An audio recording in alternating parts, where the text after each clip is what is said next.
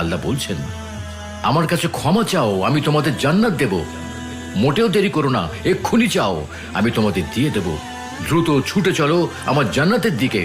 আমার জান্নাত পৃথিবীর মতো এত ছোট কিছু নয়, এত সংকীর্ণ নয় যে তোমাকে সেখানে গাদাগাদি করে থাকতে হবে, বায়ু দূষণের শিকার হতে হবে। আমার জান্নাত এত প্রশস্ত, 7 আসমান আর জমিন জুড়ে তার বিস্তৃতি। আমার এই জান্নাত তাদের জন্য যারা আমাকে ভয় করে, আবার আমার অনিঃশেষ রহমতেরও আশা করে। আমার জান্নাত নশ্বর পৃথিবীর মতো ক্ষণস্থায়ী নয়। পৃথিবীতে তোমাদের জীবন বড় অনিশ্চিত, কে কখন চলে যাবে তার কোনো নিশ্চয়তা নেই। অথচ আমার জান্নাতে তোমরা চিরকাল বসবাস করবে সুখে, শান্তিতে, নিশ্চিন্তে।